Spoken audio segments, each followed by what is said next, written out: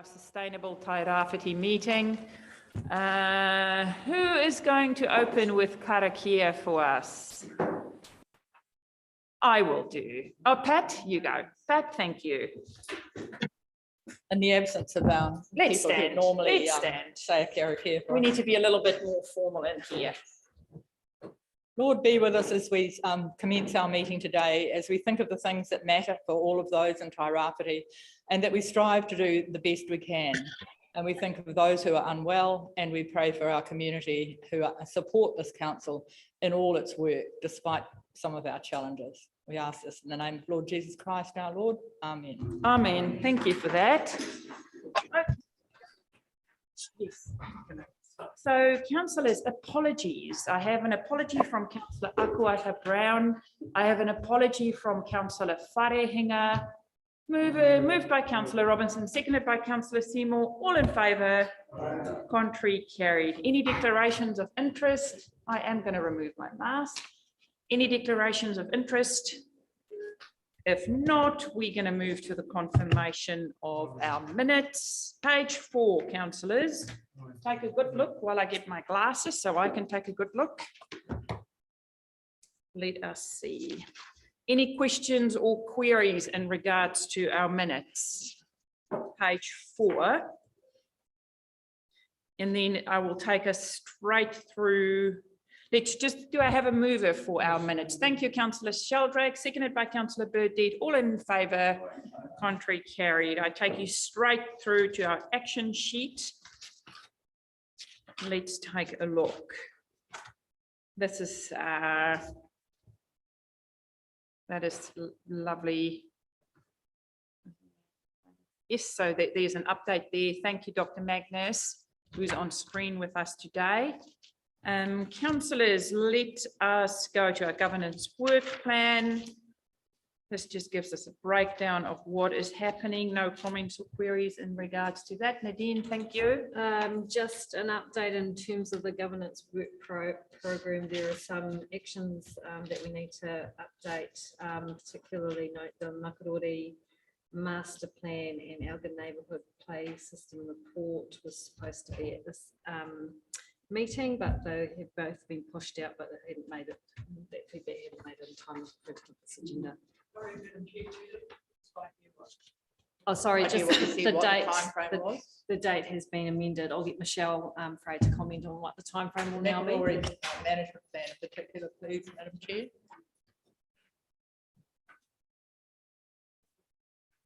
Master plan action. Not working.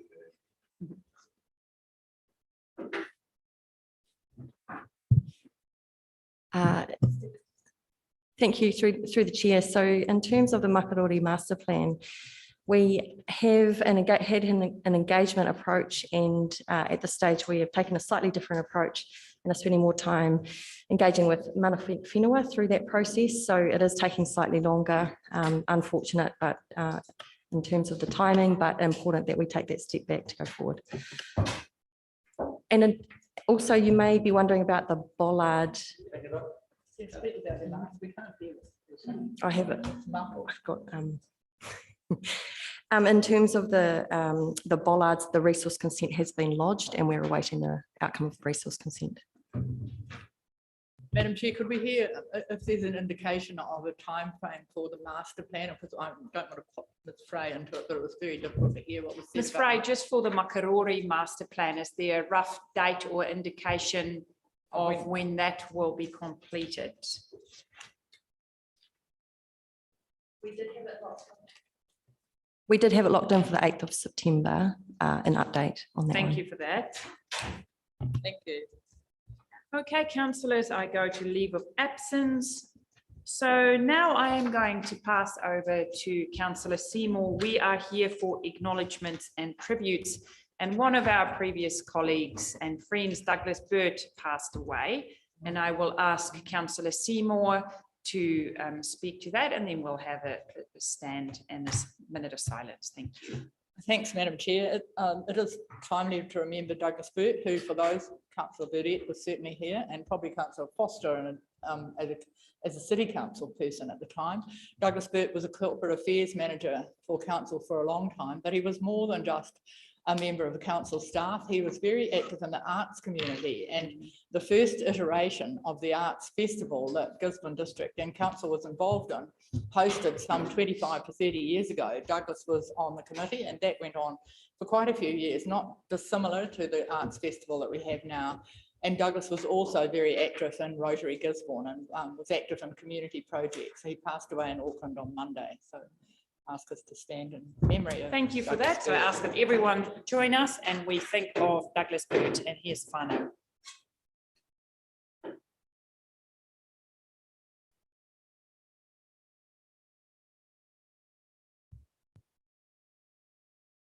Thank you.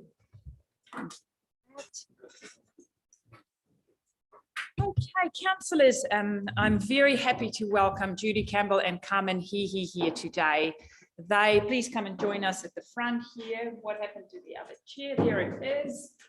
Welcome. They will update us on the great work that's been happening with the Mayor's Taskforce for Jobs. So I had the opportunity to attend the Mayor's Taskforce for Jobs AGM in Palmerston North last week, and it was wonderful to hear all the different initiatives in each region where teams work with our young ones that are struggling, they're not in training, education or employment, and how our teams reach out. So Judy, on behalf of Manaaki Tairawhiti, up to now has helped with the contract, and Carmen does wonderful work, Nirvana and Carmen. So I will pass over to you, maybe about 10 minutes worth of talking, and then we'll ask questions if there are any. Thank you.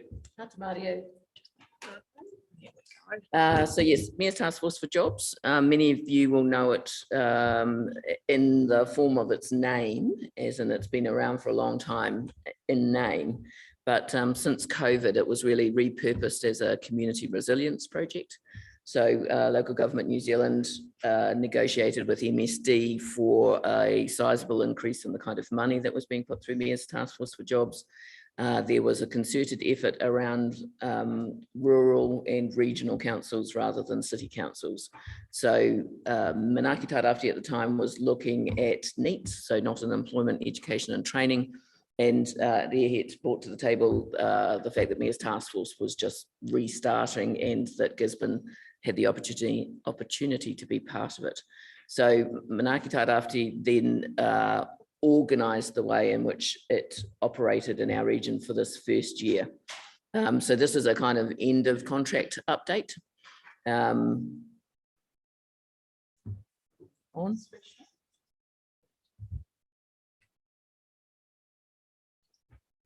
Yep.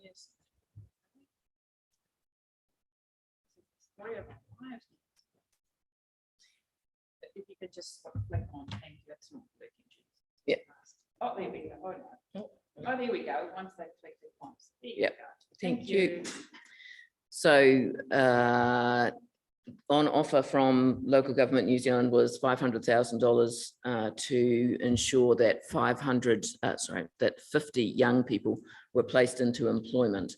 So relatively narrow definition from the contract, only 17 to 24 must be a NEET and must have an employment outcome.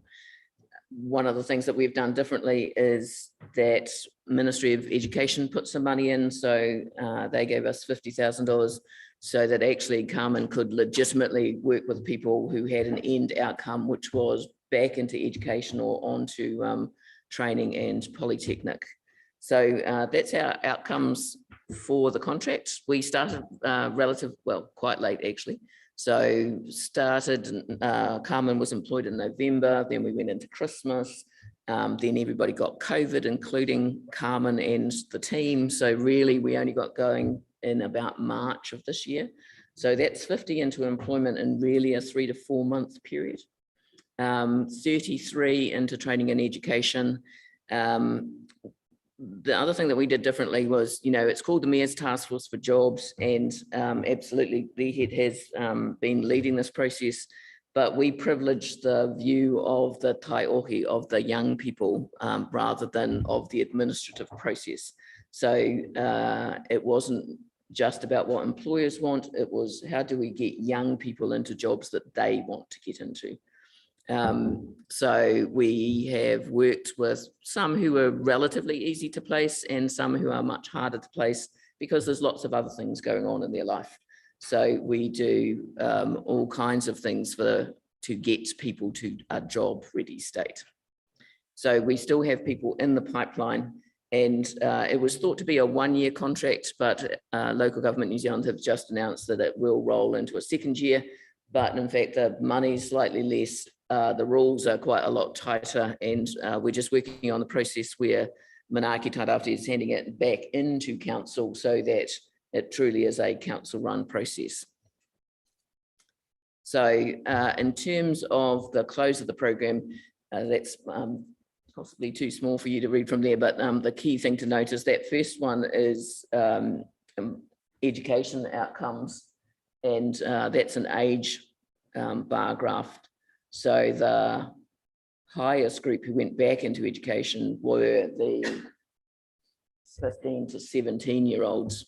So that truly were the NEETs, the not engaged in education and training, and a substantial number of them, through contact with Carmen and the team, got back either to school or onto EIT or somewhere like that. In terms of the employment outcomes, that's the next group.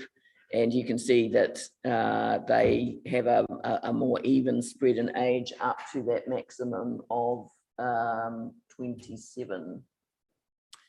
The remainder, the tail of that, are people who are still in the system and are still going through the kind of pastoral care and personal assistance stage of this program to make them more work ready, and they'll roll really into the next contract.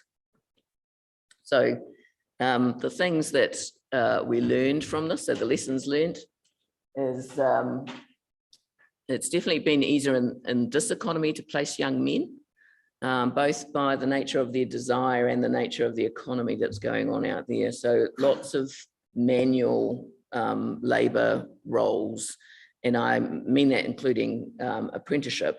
So I don't mean meaningless manual labour, I mean physically hard work labour. And the young men were more interested in that, and the employers were more interested in taking them on. So there's actually a gender skew in terms of those who were placed into employment were male, and those who went back into education and training were female. And that's both by, well, actually that's by desire. The young women didn't want to look at apprenticeship and did want to go back to education. Maybe in the end they'll be paid more than the young men who got the jobs straight away, but maybe not. Yep. 87% of those who were enrolled in the program were Māori, and that was in no way deliberately targeted by us. That was either the nature of who's not in education and training at the moment, or probably a combination with the pathways that were being used with referrals. So working out of Tūranga Araro, Carmen's networks, etc., meant that those who came to us were 87% Māori. Really big lesson is about driver licensing. So we've supported 24 through driver licensing processes. I think it's true to say, without being quoted in the Gisborne Herald, every single one of them was driving, irrespective of their license status. And I made the comment the other day, which I would stand by. I believe the evidence is that graduated licenses have not improved road safety in any way, but what they have is made a whole bunch of young people criminal by being caught without proper licensing. It takes forever. It takes forever to say this has nothing to do with learning the skill of driving. That's quick. The process is the graduation from learning a license to restricted to full license. And then in our town and many towns around New Zealand, the difficulty in actually being tested. So very long waiting lists. So at one stage, VHET tackled VTNZ for us, and they did bring on some temporary people, and the waiting lists got cut at that time, but they're back up quite long as far as I understand. I know of parents who are taking their kids to Whakatane to do the test because if you haven't booked your slot, you may have to wait 6 months before you can even be tested. And again, that just means that whole thing of they're not driving during that period.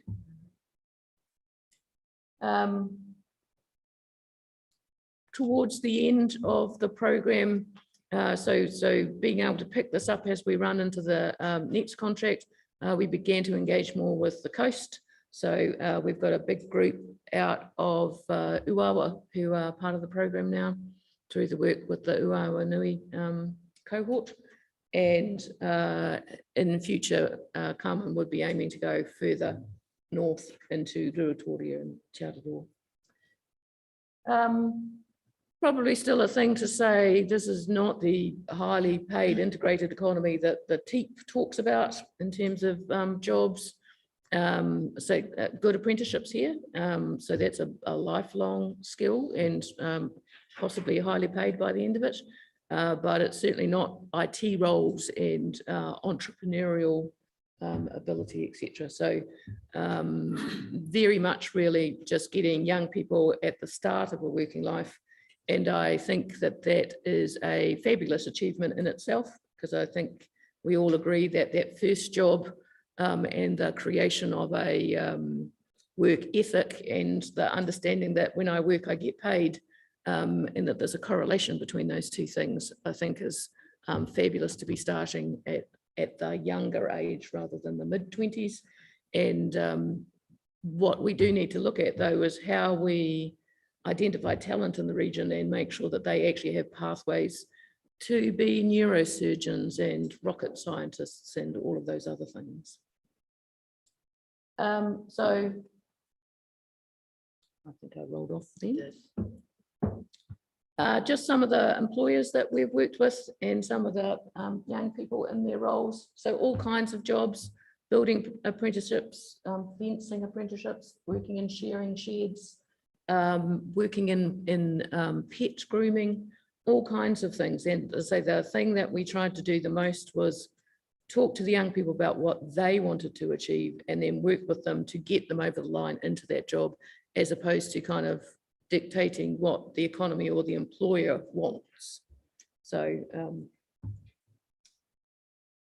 as I say, that's been successful, but a lot of work in a scramble this year, which gives us a good launching pad to carry on in the following year with the contract. Thank you for that. Thank you for the update. And on behalf of council and on behalf of me as Taskforce for Job, I just want to give a big shout out to both of you. It wasn't easy. Our start was late. Then, like you say, there were lots of barriers, but still in the end, we overshoot the numbers. We made people's dreams come true. So if I can just talk a little bit about the dog grooming gentleman who that's what he wants to do. That's his passion. But because we can operate in whatever it takes, Manaaki, Tairawhiti, we made it easy for him to go to Auckland to support him while he is there, so he could do his training, come back and do what he wants to do. And Phil, I'm sure your dogs get groomed by them. Yes.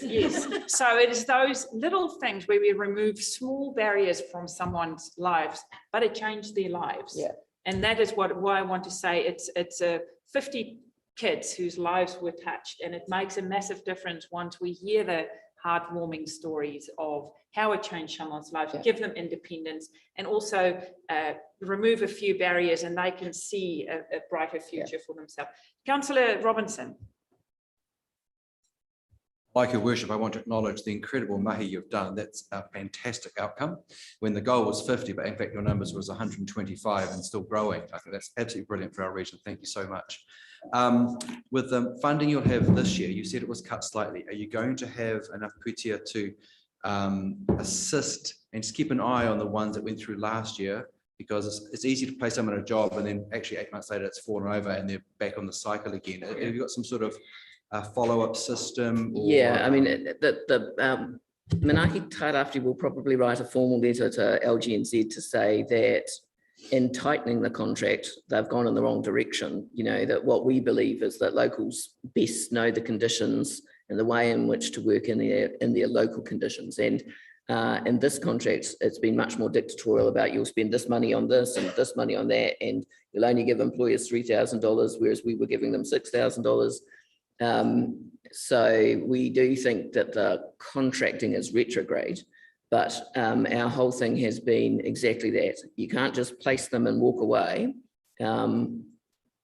We all know teenagers, they'll walk away at the first kind of not very good day without pastoral care. So we have a contract with Matapuna who are working with the hardest to place ones. And that's ongoing for 6 months. And then the way in which we've set it up is a process of catching back up with people. I think Manaki will do some ongoing research to check on that difference that a program like this makes, so that there is some evidence for arguing different kinds of contracts in the future. Thank you. Thank you so much. And local government New Zealand would love that type of. Last question. There's a couple more. Yeah. Councillor thanks for that. Cranston, Seymour, and then we'll finish with Councillor Foster. Thank you. Yeah, it is a great outcome, and thanks very much for the work you're doing. Is there any awareness of how many we're still not getting to? It's a part of a process. It's quite hard. So Ministry of Education can only capture information of, young people who have left school, and they don't really have the information after the fact. And then you've got all of those from MSD who capture, job seekers as of 18 and over. What we have actually found, which we didn't highlight in the project, is that the majority of young people we've helped have been supported by friends and family. So they're actually not on job seekers. They're not receiving any money. So they're actually not on any list. That's not all of them. That is some of them. So even if we got the numbers from MOE and the numbers from MSD, they're not going to show the full amount of what we have in our region of young people who are at home, not engaged. So we can have an idea, and then that would probably skyrocket as well. That's why we think that it's probably more important to follow them longitudinally, because I don't think there's a clear-cut neat number at the beginning and neat number at the end. I think that that's really dynamic, and so let's just watch the ones that we're helping and count them. And just to follow on from your comment about the licensing, has there been any discussion on making a 2-stage process instead of 3? Like learn maybe being a bit more requirement learn and then going to full rather than having that 3-step? I think that's something you would have to ask MSD. Right. Councillor Seymour. Yes, thank you very much. Both of you, thank you. In the course of your work, do you have any opportunity to talk with schools? Because once upon a time, are they lifting their game? Because there used to be careers advisors in schools who tried to do some work with young people that you are now working with. So that interaction, and then my second question is around the licensing. Have you seen any difference in the numbers being processed since McGuinness driver training have got that new contract? Because we have tried to push through NZTA and our link with Whakakotahi, and it does fall on deaf ears. So we should push hard to get a lot of relievers in if we're not meeting the numbers. So those 2 things, thank you. First question around schools. So with Daniel Murfitt's support, we've been able to work with schools under the Mayor's Taskforce for Jobs. I think there's some pretty awesome things happening, and I'm a big advocate for the schools careers advisors. I work very closely with them here in the Tairawhiti region.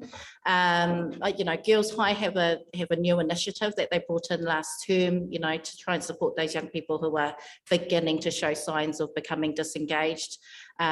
Boys High have a robust system within their careers advice, and Lytton High are doing the same. So I think schools are doing what they can and trying new things as well, which is good. With our support, they're able to, that's just able to be beefed up a little bit. We're going into the schools and supporting them that way.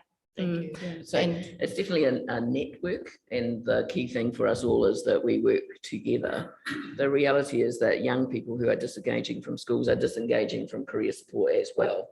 And so it's about the nature of the relationship that doesn't have that, negativity in their eyes of being school-based. Sure. And second question, it's not been going long, but the initiative with McGuinness driver training, has that helped you to get more people through licensing? Not yet. Not yet. No, so, yes, McGuinness has come in to support, and that's in terms of like an office space and extra person in the office. But in terms of a physical person taking the physical driving tests, that's where the issue lies. So at the moment, we can't book anybody a license test until after October. No one can be seen before then. Will you get a learner license? You have to wait 6 months before you can go for your restricted. You have to also wait 6 months before you can book your restricted. And so. And you don't always pass on your, I've got teenagers at the moment, and it is entirely common to have second and third goes, which means that you're 6 months and 6 months and 6 months. And then you've only got your full license, and then you've got a year, is it, before you it can even still be called proper. So Pat was actively involved as well when we had Linda Stewart from Waka Kotahi because they play a role in that, and they had in the beginning of May those 2 extra testers, if that's the instructors. But we will go back to them again, and I have in the meantime, because that is where the bottleneck is. Yeah. It is that there are just not enough people taking the tests, not the driving lessons, it's the testing. But the McGuinness contract, because I did go to the launch of it on behalf of RTC, they are to train and test them. Yes, That has got a bit of but an there's a initiative. definite bottleneck again. Thank you. Thank you for that last question, Councillor Foster, and then Yeah. Papa Bill will finish it up. Yeah, thank you. Yeah, congratulations on a great outcome. I've been involved in this area myself in the past, and so I know how hard it is and so difficult it is to get the results, and it's fantastic. But I was going to ask about the driver licensing, but that's been pretty well covered.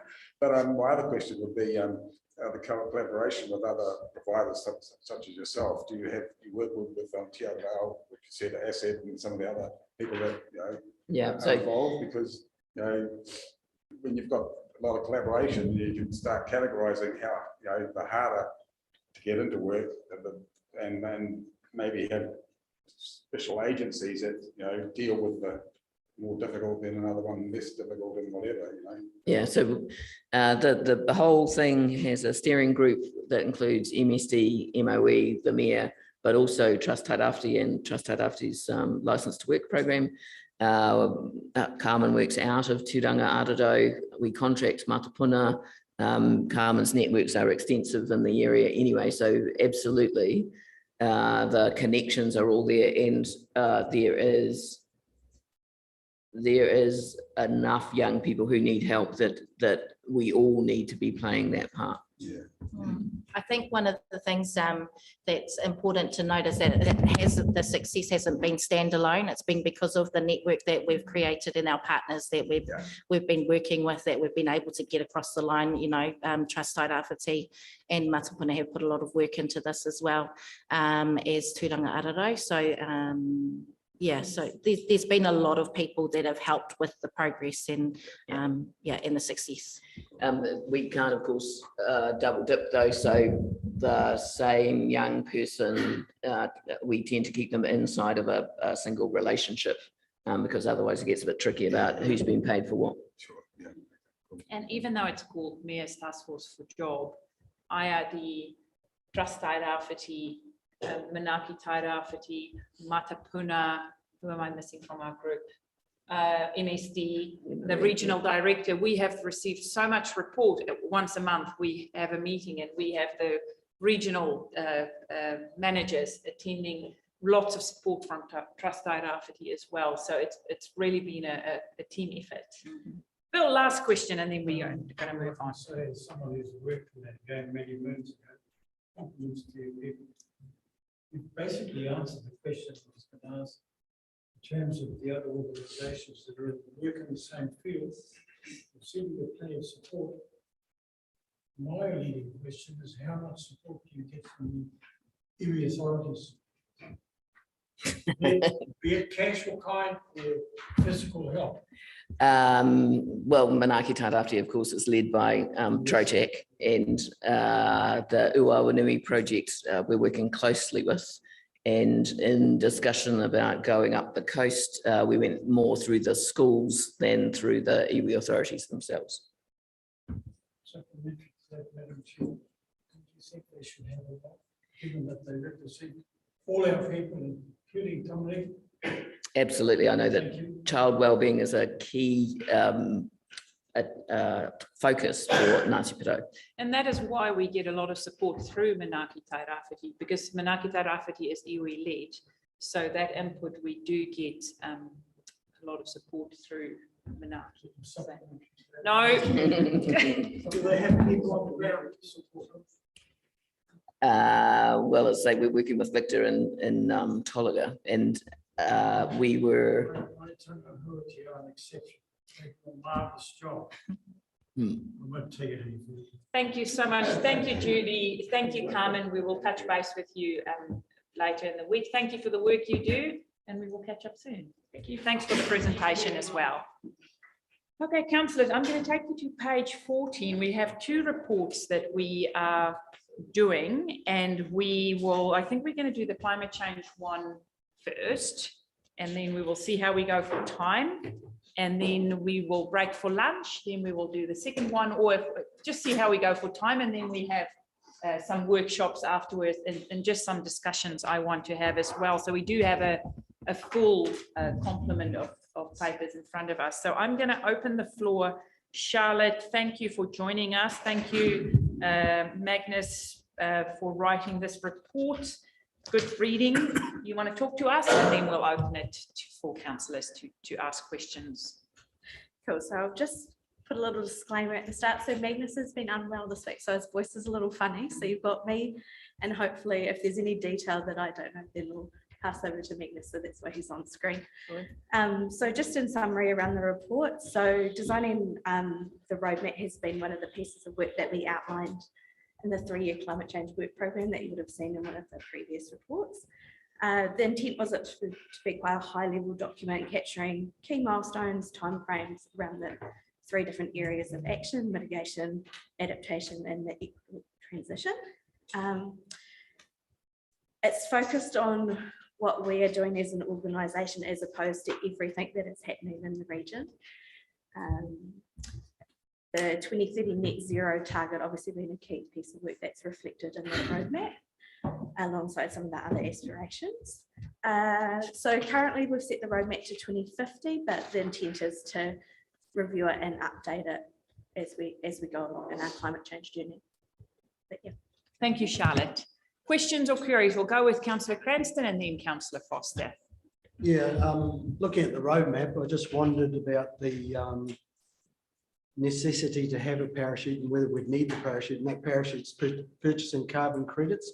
There's a lot of dialogue at the moment about the reluctance to actually be in that, as to letting land available to be there for carbon credits. So it's kind of a little bit contradictory that we would use that as our parachute. So yeah, what's the likelihood of us not using that parachute? So we're still working through that a little bit, and that relates back to that report that's coming back in November. So we'll be able to add a little bit more detail around the potential likelihood in that report once we work through that emissions reduction plan process a little bit further than where we are at the moment. Councillor Foster, thank you. Yeah, I was going to mention that as well. It just stuck out to me like a sore thumb. Why would we purchase carbon credits? Seems like a very false impression that we're putting out to the community. But anyway, yeah, so that was my point. Yeah, so that's related to that net zero 2030 target, as a potential option if we can't reduce in the other ways. So that's why we kind of refer to it as that parachute. Just a couple other comments about it actually while we're on there, because our biggest emitters is the farms and our landfills. So then there's no mention about that in this report whatsoever. In fact, what we're talking about 80%, a huge amount. Can I come in here? Thank you, Madam Chair. Yeah, Madam Chair. So the approach we are adopting is a science-based approach. Usually it is difficult to reduce emissions to zero. So what organizations do, current evidence shows that you have to reduce as much as possible. And what we are driving at is deep decarbonization. So the evidence we have thus far says, yeah, it will require massive land use to really be pushing for carbon offsets, but it is what it is. How you can really limit the effect or consequences would be to achieve between 70 to 95% emissions reduction, so that we have residual emissions to offset. And that's because the science and the technology are still evolving. It is not likely that we're going to be able to change all our fleet by 2030. The evidence is still ongoing. The research is still ongoing to see how we can achieve deep decarbonization in areas we can. For example, the closed landfill. We are doing some work in that space, and the evidence we've got thus far gives us a high sense of optimism that we can possibly cut emissions in that space to the tune of at least either 50% or less.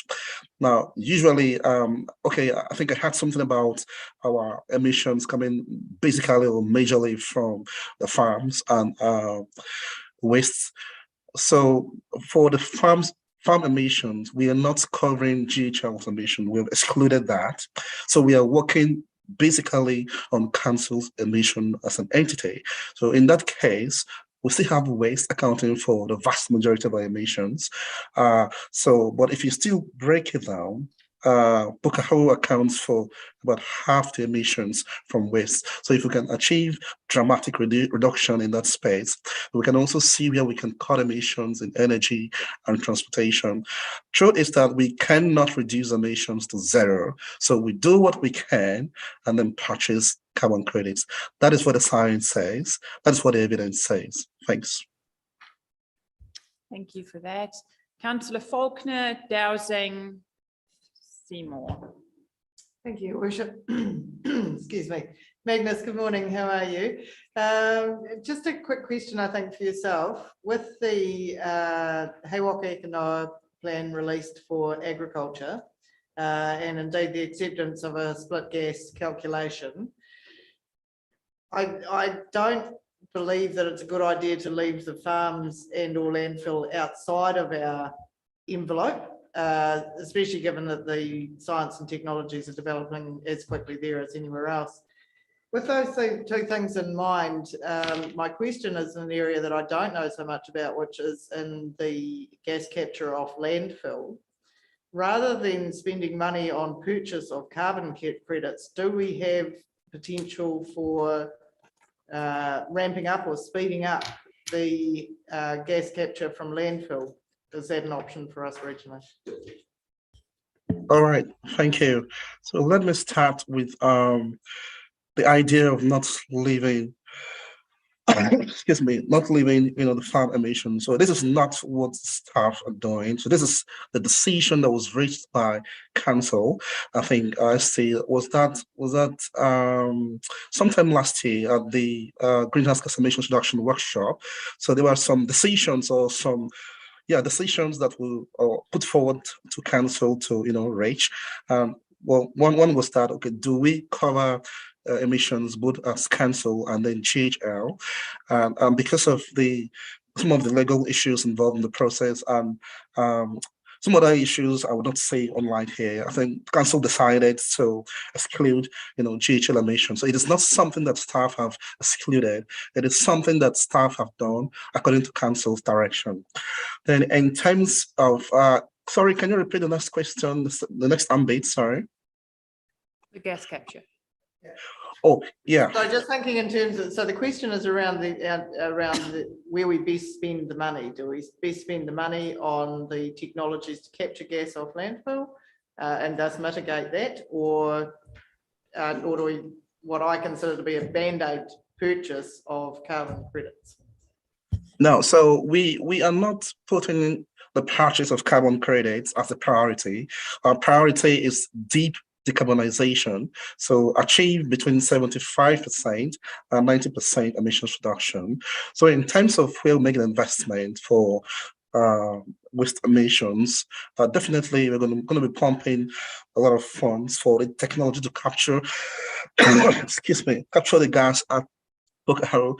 So, like I said before, we've just been doing some preliminary investigation. We've also tried to approach the market to get a sense of what is required in terms of technology and then the size. So, because Pukahau is an old landfill, we may not be able to reduce more than 50%. Then if there is any new landfill we build when the consenting for our current landfill expires, then we can invest more in landfill gas capture technology on any new landfill. But yeah, the simple answer to the question is that we're going to be investing the money in Pukahau and see how much we're able to reduce. So the first time I was or when the issue was brushed to me a couple of months ago, I thought we'll be able to capture the landfill gas and then convert to energy or electricity. But I was able to visit the site and to get a first-hand, experience of the site. And then I realized that we don't have buildings close by, so we cannot convert energy using the landfill gas to use on site or to use elsewhere. But there is also a potential to invest in such a way that we incorporate plans for feasible land use, so that there are some land use we can put into place even when the landfill gas capture system is set up. But we are quite limited as to what we can really do.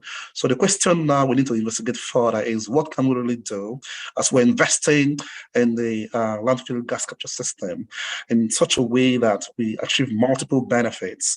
So we capture the landfill gas, and then we're also able to optimize efficiencies on the land site. Okay, I have Councillor Dowsing and then Councillor Seymour and then Councillor Robinson. Thank you. Doesn't seem like anyone's going to give the purchase of carbon credits a rest, so I'm going to give that a crack. There's a lot of perverse outcomes in doing that, considering that we own a forest that we intend to cut down, and at the same time have a plan in place to purchase someone else's later down the track. It doesn't seem to make a lot of sense. It's also, council's probably one of the only entities that would have land available for planting that's unsuitable for anything else.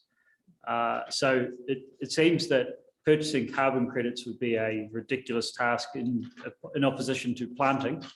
And it also seems that purchasing carbon credits would go against the company's commercial aspect of harvesting our current forestry.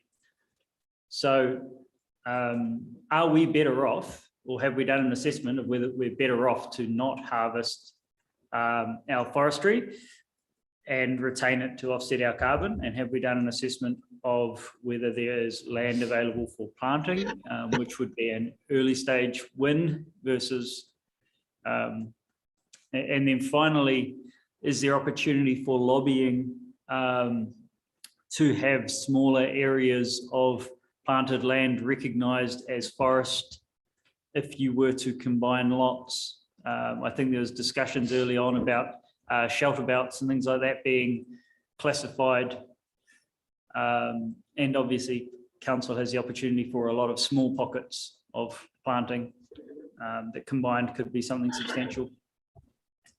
Yes, so with your last point around the smaller lots and combining, that was one of our submission points around the managing ETS submission that we did earlier this year.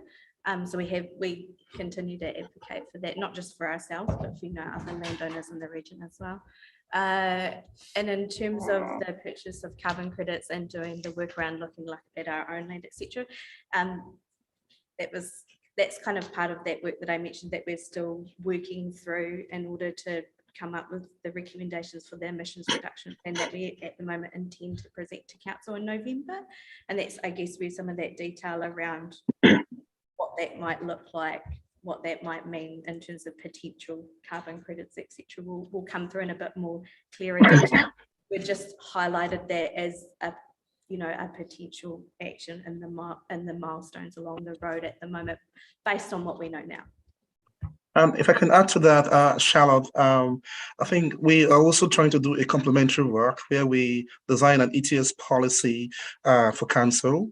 And apart from offsetting, there's also a different idea known as insetting. So instead of buying carbon credits, we invest hugely in the farms we have, the Waiaki restoration projects. We invest so much in that, but there are some complexities around that.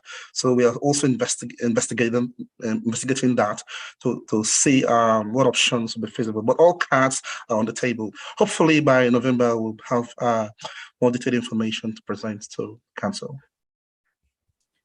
The assessment of commercial value versus of the forestry versus purchasing carbon credits, is it more commercially viable to retain our forest asset than purchase carbon credits in the current market? So, like I said, we are doing the complementary work on the ETS policy. So the outcome of that work, we present the concrete information to that question. And then back to Through worship, I just, is the concern there in terms of the purchase carbon credits that there's no, the preference would be for a statement around it, looking at what you were saying in terms of capturing the assessment part around land and planting our own, or is it that it's written there in terms of the roadmap altogether as an option? It's my biggest problem is the roadmap altogether, and the fact that purchasing carbon credits doesn't make any difference to the world. The outcome should be purchasing carbon reduction. So if we're going to be purchasing something, then we should be looking at what the biggest emitters in region are and supporting reduction wherever it is, not supporting reduction by funding forests. It's not the way that we can ever work this situation or succeed. So yeah, purchasing carbon credits is a fool's game, and investing in cleaner futures is where we should be. Can I just, the other comment in the discussion around the GHL and the farms, and yes, that was a decision that was made or direction that was given in terms of excluding them.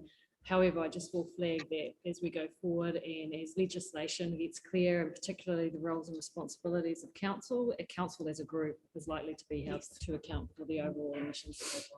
I'm only concerned, I don't mind that that's excluded. I'm just considering that we could be making a net loss by deforesting that farm, because if we're harvesting and paying tax on it and returning it as a dividend whilst we're spending externally, and it costs us more, then we're losing money on every transaction. Councillor C, thank you for that. Councillor Seymour, and then Councillor Robinson. Thank you. Yeah, thanks, Madam Chair. I share a similar view. I think it'd be completely false economy for this council to think that it was making savings under climate change to go out and buy someone else's carbon credits.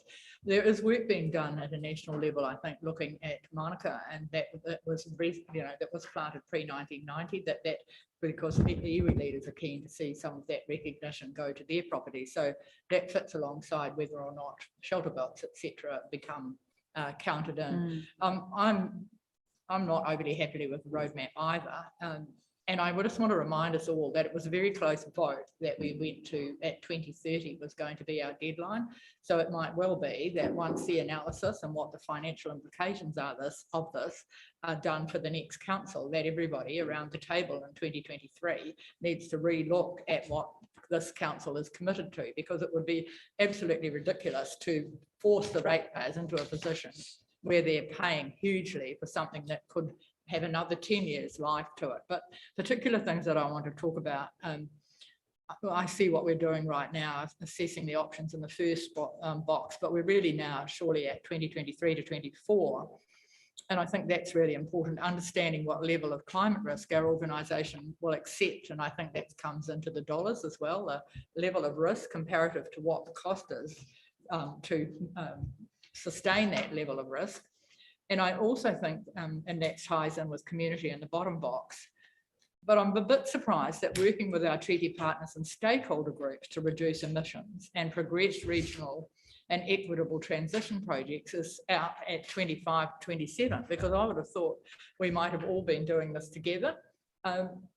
Both agriculture and horticulture are really significant income earners for our iwi and hapu partners in this region, and they need to be included in the discussions if we are looking at a region-wide carbon emission status. So I'd like to see us be working more closely sooner than 25 to 27. Sorry, I just, so my understanding is, so our council, our actions will land sooner because of the 2030 target, the 2050 timeframe is where that comes into play in terms of the wider Tairawhiti region. It's at 25 to 27, but won't we be working with? Because our emissions reduction is by 70 to 90% by 2027 as council. Correspondingly for the region, it will take a longer time to do a regional transformation or reduction to emissions. Yes, but that's why the timeframes are different in that space. Well, I just really like to reinforce that I think we should be working with our wider community, and I completely support Councillor Dowsing's comments. I think it's a completely false economy to think that we are doing the right thing by going out and buying someone else's credits. And I don't know if anyone or how many people heard the news yesterday. As far as agriculture goes, they're looking to see they could rise to $170 per unit, which is going to be hugely punitive to the agriculture sector, and it would be equally punitive to ratepayers of Gisborne District Council. Thanks, Madam Chair. Thank you for that. Councillor Robinson, thank you. Thank you. My question is for Charlotte and Magnus, and I'm not sure if it's been answered previously, but I have a distant dim memory about some Australian entity which is a specialist in landfill remediation. Put my teeth back in, and I thought they were going to be coming out here sometime to look at Paukahu. Did they, and have they, and is that going to be in the report that comes in November? An update on that? So if I can comment on that one, because of COVID-19, their coming has been disrupted. We have not really maintained touch with them to understand when they're going to come into New Zealand. But there are other consultants, other experts here in New Zealand we can source to do the work on Paukahu. When we do the report in November, we're going to have all those detailed information.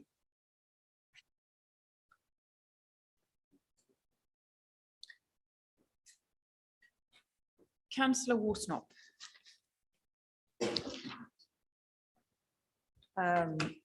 Clearly, you all probably now understand why I abstained from voting on the last climate change paper that came to us, because there is no other conclusion when you adopt a net zero goal, but then that you will buy carbon credits.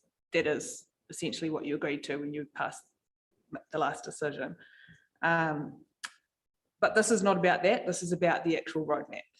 The roadmap itself, I'm stunned that there's a report coming in November, but we want to adopt this first before we have any clue what's going to be actually happening on the roadmap.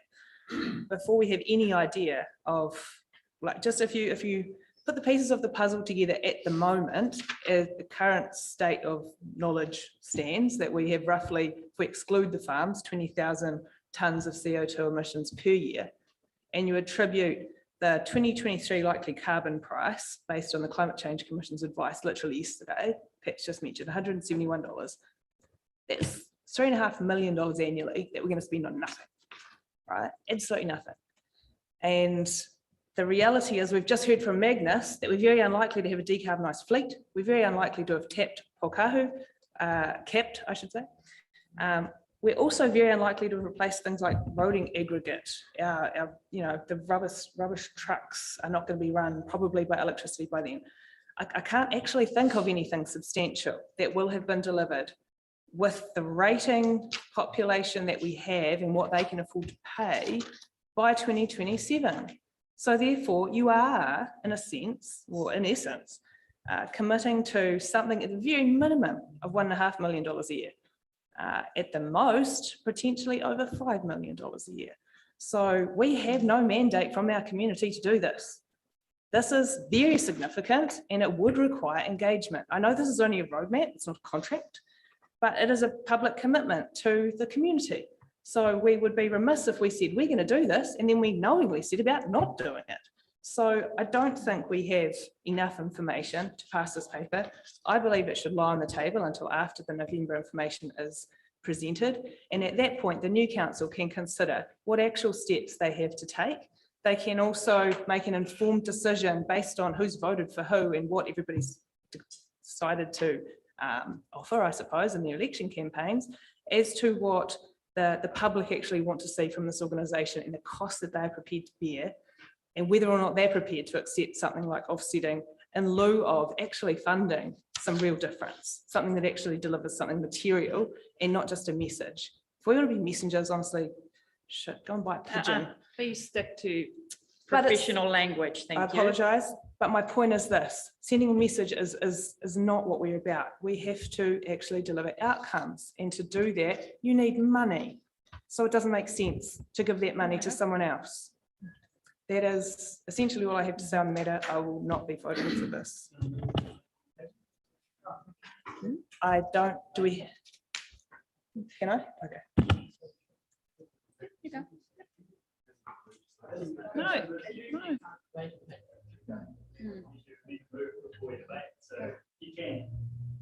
Okay, so I moved it this line on the table.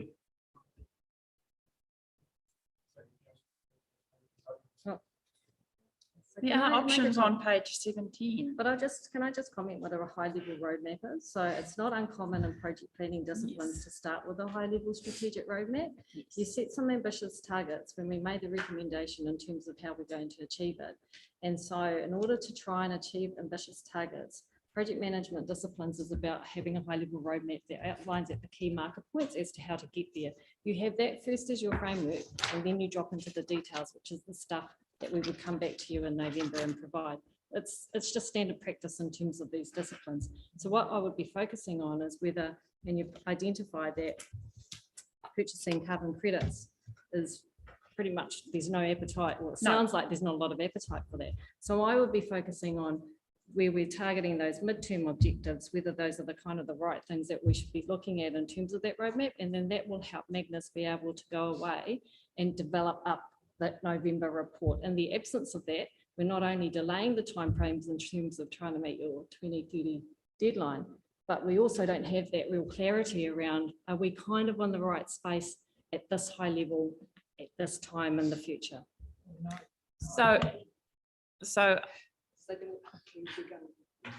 So when I read this, I absolutely stuff stood out that everyone highlighted now, like buying carbon credits, or are we realistic? Are we aspirational enough? But our community, we know climate change is one of our, going forward in our next 10-year plan, that will have a bigger focus than what it had before. Our community is well aware that this will be one of our council issues, but also as a region, one of our major issues going forward. And messages I receive is that the community say, you're just kicking the can down the road, always saying we want more information, we need more time. And I agree with that. We do not want to be signaling or be messengers. But what we want to say to our community is that we are well aware that there's a massive challenge coming our way. And what we are saying is that this is a high level, like Nadine said, this is not a plan. This is to give a high level overview in order to allow Dr. Magnus and these teams to start fleecing out what is working for us and what is not. So that is how I read this. I hear the concerns around the table, though. We are over aspirational, I know that, but our community is asking of us to be, not aspirational is not really the word I'm after, is to show leadership in this area. So I'm not saying I have the answers to all of this, because I absolutely do not, but we have tasked staff to go out and start working on a plan which we hopefully can present to our community, because there will be buy-in from our community as well, not only council work, also regional work. So that's my 5 cents worth. I will just want to ask someone that haven't spoken yet. I just want to make sure we give everyone the opportunity to give their thoughts and how they feel about it and how they interpret the information. And then we will, Isaac. Yeah, I mean, I understand this is just a high level overview. My concern is just with the purchasing carbon credits and the other issues, is effectively getting ratepayers to subsidise the council when that money could go further to reduce regional climate change outputs or carbon outputs. So we're basically getting them to pay for our organisation when that $1,000 or something could go further. And I know everyone's already voted for 2030, so we're kind of stuck with this. But that's just my concern, is that I'd rather support outcomes for the region rather than, okay, let's get our ratepayers to pay for the council so that we look good by 2030. Okay, who have not had a go? If not, Bill.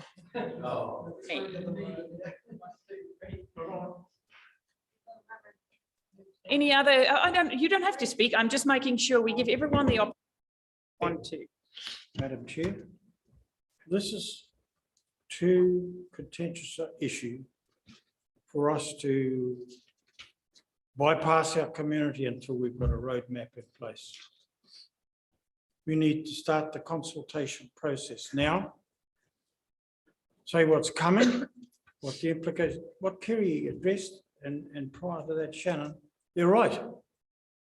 And Pat reinforced it yesterday. The carbon price went up $10 per hour till it hit that 180 tonnes. Now, this is huge. The implications across our district, not just for the farming fraternity, but for the business community and ourselves, it is huge. So let's do it right. Go to the community and tell them what we plan to do. Work on the roadmap till we've refined it so that it's acceptable to ourselves, and go out for proper consultation. Thank you, Bill. Debbie.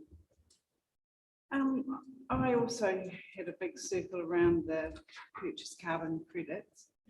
I guess if that wasn't in there, this might have gone a lot smoother than it has. My question is, what happens if we do lay it on the table? What are the consequences of that? You go. It's on page 17. That's the issue that can be removed, because that's your prerogative as governors in terms of that's not the appetite we want to have at that point in time. It can be something that puts in the back pocket, and when you get to 2028, and if some of you are still around and on council, then at that point you can make a decision as if whether that's the right thing to do. I think it's just a matter of tweaking whether or not we've kind of got it right that between 2025, 27, we'll be looking at that reduction of 70 to 90% by 2027. So just real high level indicators so that then we can just start fleshing around that, the plan to get to those marker points. One of the things I'll point out too is in reflection on what's happening, and it's a different space, but it's Three Waters, is that we've got a clarity around a drop dead date on 2024. What the sector has been arguing for, debating for and requesting is a high level roadmap. That's the first thing we wanted to see, is what points do we get to before you give us all the detail. So change the detail. My recommendation to you was, if you do not like what's under these targets, then that's where the focus should be on, rather than the methodology, which is a roadmap, which is. Madam Chair, you've got a motion on the table, but I'm happy to move that the purchase of carbon credits be pulled out. I'm just going to give Andy the opportunity to speak, and then we will. Yeah, it's along those lines. I've heard from the chief the sensibility of the roadmap, but we've got a sort of an opportunity around the recommendation, I think, proves carbon credit roadmap with any suggested edits. So if anyone can come up with any suggested edits around carbon emissions, then we can deal with it that way. So we've got Councillor Seymour. Do you want to speak, Councillor Sheldra? Go. Thank you for that. No, thank you. I just think on 17 that that item 2, adopt the roadmap with suggested edits, needs to be further fleshed out. Yep. Something comes back, and backing up Councillor Burdett's suggestion, serious consultation, thoughts and all. Okay, so I'm just going to do that. And then there are two people that wanted to speak. Please don't repeat what you've said before. New information only. And let's hear what Councillor Seymour is saying. Should move the exercise along, Madam Chair. The only place we can want the recommendations to the edits, we have to look, I believe, at climate change roadmap page. That is hard to see a number, 20 of 33. And if we remove this, I move that we remove it's under 20, the years 28 to 32, purchase carbon credits to offset our organisation's remaining emissions and become a net zero organisation by 2030. Because I think you would find, and I move that it be removed. And speaking to it, I think you would find a large number of our population would not be enthusiastic about council embarking on the purchase of carbon credits to save it doing something else. I mean, we need to look at our fleet. It's only one thing, and I have resisted mentioning the fleet for months, but every time I drive along there, I look at how many cars are sitting out there, and some days they go, and some days the whole park sitting there. So let's get rid of what we don't need in our fleet and actually think about what other changes we can make. Smart stuff. And I think we have to second that we remove the purchase. Okay. Okay, so what we have now a recommendation on the table. You move, approve the climate roadmap. No, I didn't. I was oh, helping okay. the system. I was picking okay. out the things that Good. need to be removed. Okay. Yes, no, I know that. And we are playing loose rules today. And I needed okay, so what I've got to recommend. We've already broken so many rules because there was a recommendation on the table which I didn't put.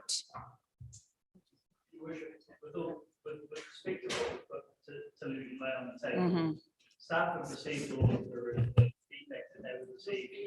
Speaker. Staff have received all of the feedback that they would receive, whether it's approved or not approved today. All of the instruction that we can provide has been given. Letting it lay on the table simply allows it to come back in a with more information and with an opportunity at a roadmap that includes optionality around some of the things that have been discussed. For example, not selling our farm our farm forestry, or not or looking at technology solutions through toha or whatever it may be.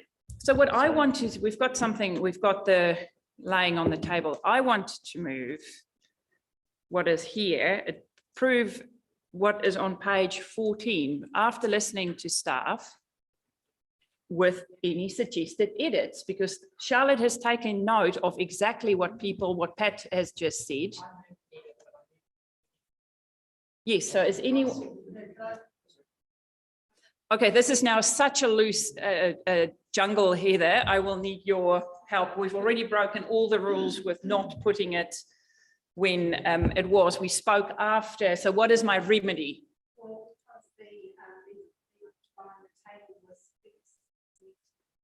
Okay, so who moved to let lie on the table? Kerry Warsnop, sorry, I didn't take proper notes. Who seconded it? Councillor Dowsing.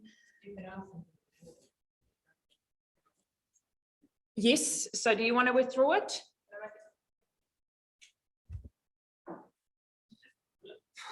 I'm going to put it, you know there's something else on the table, but anyway, I should have put it earlier.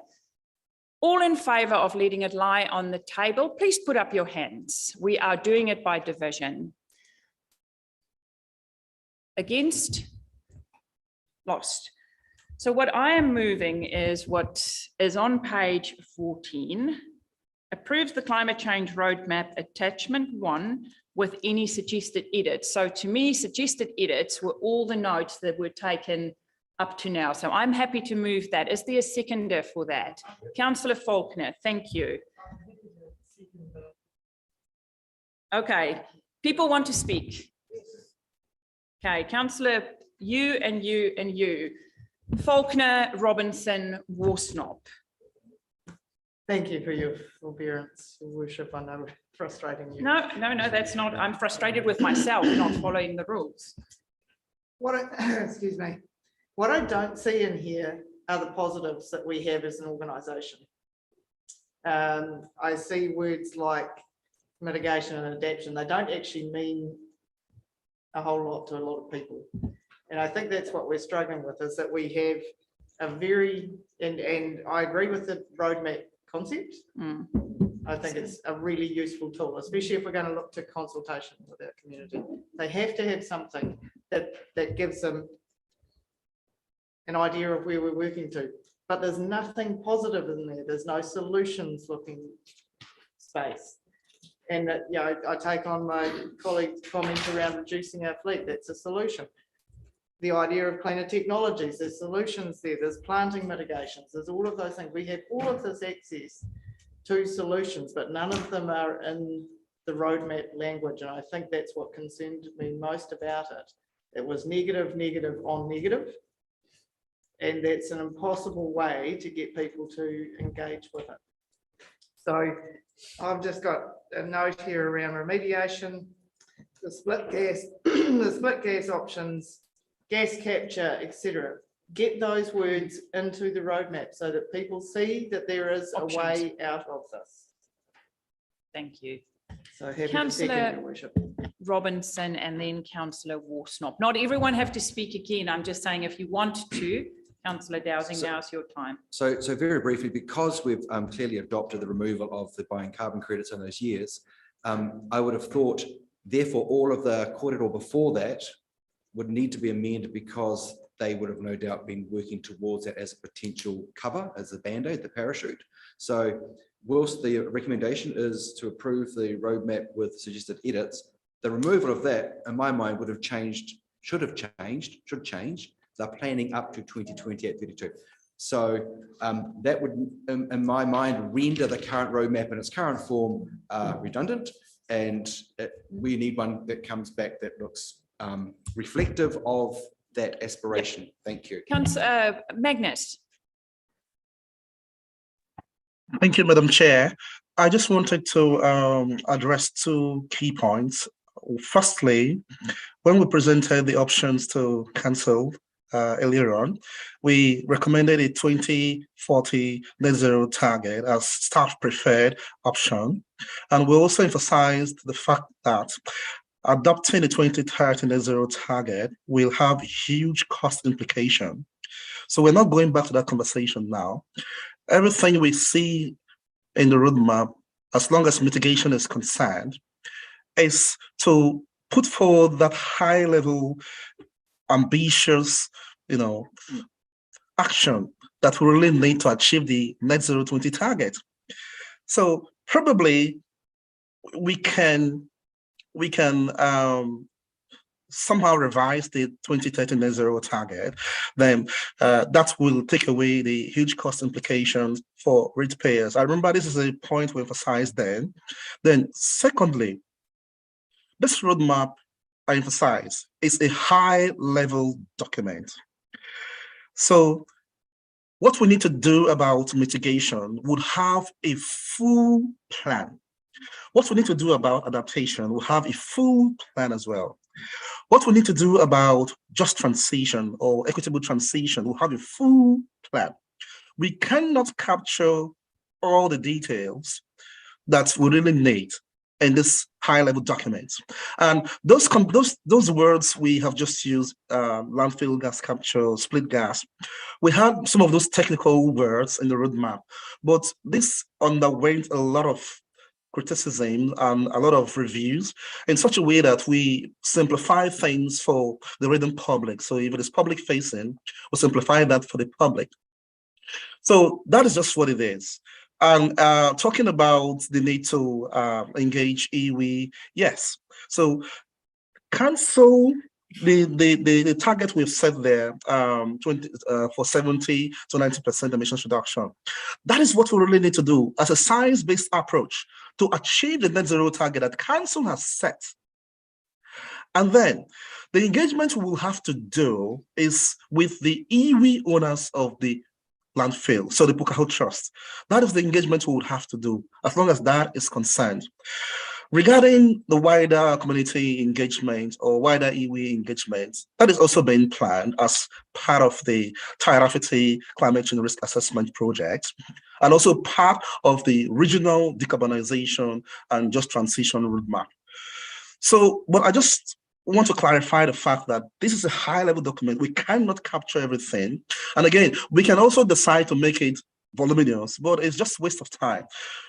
We're just showing the milestones and the time frame. Then for each piece of work, all the fine details will be provided. So Council's emissions reduction plan, hopefully by November, we'll have all the information we need, and then we'll present that to Council. So I just wanted to clarify this point. Thanks. Thank you for that. Councillor Worsnop, thank you. Thank you. Magnus has just made my point. My point is that council adopted a net zero target. By its very nature, that means you will buy credits. So by collectively saying we don't want to get there via buying credits, you no longer have a net zero target. What I'm hearing is that you want a zero carbon target. That should have been what we made from the outset. That's what I argued for last time. It sounds as though Magnus is going to come back with some fairly awkward and probably very substantial decisions for whoever is sitting at this table in November. That would strike me as an opportune time to consider whether or not net zero carbon 30 is something that is actually the goal, because it doesn't sound like net zero is the goal. Councillor Dowsing, if you still want to go, by all means, you don't look like you want to go, but you're very welcome to have a go, and then I'll do my right of reply. Oh, I don't think anyone wants to have a go at this. It's the roadmap is clearly not fit for purpose once you remove purchasing of carbon credits, because there is no net zero as highlighted. That's why I supported it laying on the table, and that's why I'll be in opposition of approving this today, and would move to decline the roadmap if it was not to pass. Thank you. The roadmap doesn't have any achievable target or any achievable outcome, and staff know that, we know that, and it's not a problem of and it's not our task to solve the world's problem of carbon. It's our task to solve our problem. And we've got a bigger task of leadership in the region and to help our region solve our problem. But if we continue to discuss purchasing carbon, then we are doing exactly what we're lobbying against. We are paying people to buy our farms and lock them up in Pinus Radiata for carbon credits, and we're doing the worst thing we can possibly do for our community. If we are considering options that achieve the outcomes we want to achieve instead of the target we've set, to Councillor Worsnop's point, a zero target instead of a net zero target, then we are doing our community a far better service. So I am happy to move that this is declined if the motion on the table passes, and we wait till November to have a much better stab at it with more information. Thank you.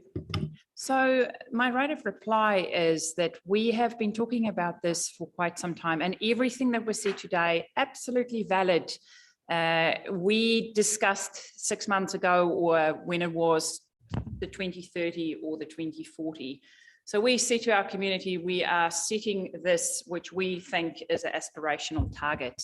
Our staff has now gone back and they have done work with a rough roadmap to tell us the decisions you have made. These are the implications from that decision. We are today saying to them, thank you for that roadmap. We see what is in there. We do not agree, not one councillor around this table support buying carbon credits. Let's just put it out there. Not one councillor support that. So staff are taking that back, that we still have our 2030 adopted timeframe. They have now set out what is required to get there. They will come back in November and there might be timeframes and price tags to that. And a new council might make the decision and say, well, we do not agree with the 2030 timeframe. We might change to what Kerry just suggested. But at least there will be work that has happened following the time map that we agreed to a while back. And that is why I am happy to move this today to get the work going, carry on. They've got clear messages today of what we find acceptable and what we don't. We will not 100% agree on that, and that's fine. That's called democracy. But for me, the reason why I'm comfortable to move this is to say we agreed against staff recommendations to go to the 2030 because we want to start work and do work as quickly as possible. Now staff are coming back to us and saying, the decision you have made have got these price tags or these timeframes. Do you still agree with this? You have to go out to your community under when the long-term plan is discussed next and talk to them what you are asking of them time-wise and money-wise, and we will get that feedback and adjust our roadmap accordingly. So that's the reason why I'm happy to move this today. We've got a mover in myself, we've got a seconder in Councillor Worsnop. Approves the climate change road. What's that? You can just politely say that there's another person that moved it. I'm also human and just sometimes missay a name, so it's not a biggie. Moved by myself, seconded by Councillor Faulkner in the back. All in favour? What's that? So can people, you know how this chamber is run. If you want division, just ask before we vote. Division. She's there right behind you, Pat. She's just got a sore back. Hands up who vote approve the climate change roadmap with all the suggested edits that Charlotte has taken down today. Those people that want to vote in the affirmative, please put your hands up right now. I will read the names out to you. Robinson, Cranston, Debbie, Stoltz, Sheldrake, Faulkner, Foster.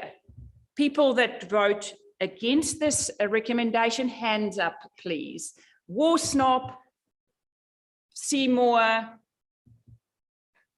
Bill, and Shannon and Isaac. Thank you.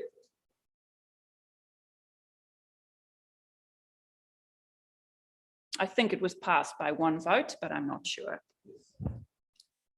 Thank you. Let's break for lunch and a drink.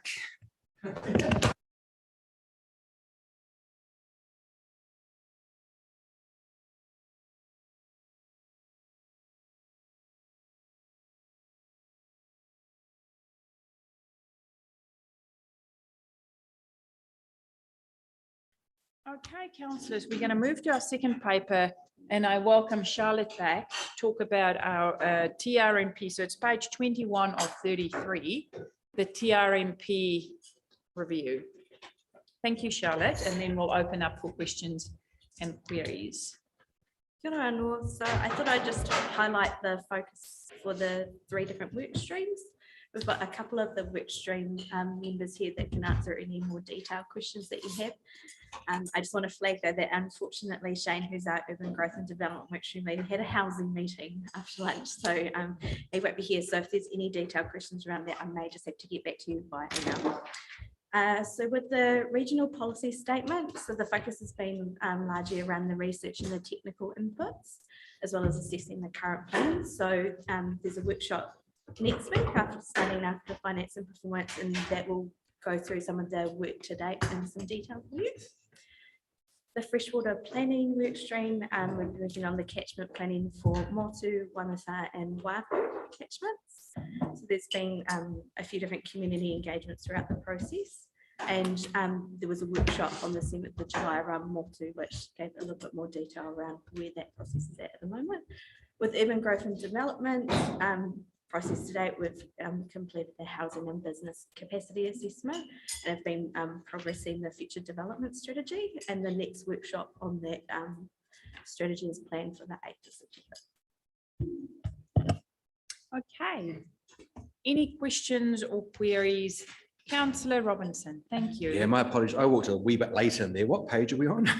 It is 22, 21. Oh, okay, so it was that. All right, thank you. Yes, so we're talking about our TRMP review program. Thank you. Yeah.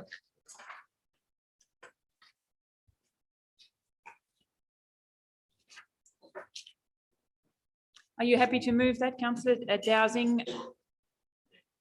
Second, everyone's eating cake. Is it gluten? Is the cake gluten-free or not?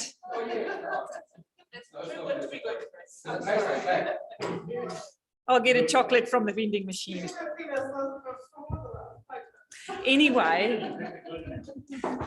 Anyway, let's questions Councillor Worsnop once you've finished with your cake. Thank you. My question, thanks for the report. Really, my question relates to, I think, what is the earliest part that we need to meet, and that's our freshwater component. And just, I had the privilege of being involved with the Motu catchment plan, and shout out to Yannick and the team. That was really, really cool thing to have insight into. I'm aware of the complexity of most of the catchments that we have relative to the Motu, and the time that we have remaining before 2024. And so my question is, how realistic are our timelines still, given our capacity in-house, given our access to consultants, and given the fact that none of those catchments are as straightforward as the Motu? Thank you, Charlotte. I'll pass that one to Yannick if he's got a mic. Kia ora, Yannick. Thanks, Can you Charlotte. see us? Thanks, Madam Chair. Oh, I thought he was I'm over online. Here I am. Sorry.